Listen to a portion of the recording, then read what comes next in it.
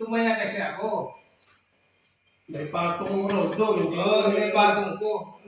Nagmamadali kasi ako, yung anak ko, susunduin ko sa school. Kaya naiwanan ko. Swerte ka mo eh. Nadaanan kita, bumili ako ng kapo doon sa unahan.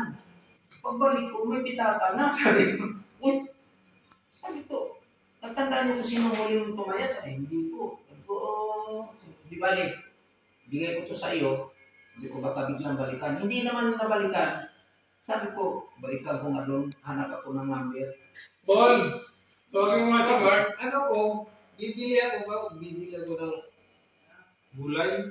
Si Mark, para picture. Wala akong wallet. Saan na puntang wallet ko? Wala na bang bili? Ano naman? Inisip ko, kaya ko lang yun. Naiwanan ko. Pak na naman. Yun nga. Sabi nga nila Kampalo nung katabing bahay, yung may butoys. Eh kung iba yung nakadampot dito, mabuti kung ipresenta pa dyan sa ano, hindi sa labas na kuha eh. Sabi ko, kawawa naman. Sa dami ko nang nadampot, maraming pera, binabalik ko talaga. Malay mo, milyonaryo na tayo kung saya sa luto. Tumayari ako, baka maging Hindi talaga kailangan na sir yan kasi ano, may mga health card pa eh. Diba? Nagagamot pa kayo eh. Sino? Nagagamot yung anak niya? Sino nagagamot? May health card siya kasi sa wallet eh. maraming, ang importante kasi ID. Lisensya. Tulad niya, nag-drive siya, tapos ang lisensya na, nandito na. Pwede sabihin niya sa naguli na, ang lisensya ko. Paki-picture lang naman. Pag hindi ko sa may-ari mo.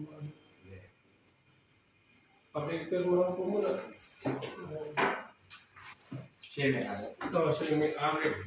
Ayan po ha. Bali, ang pera, 1.6. Ako, may 1.4 na nakabukod, may 200 na nakabukod.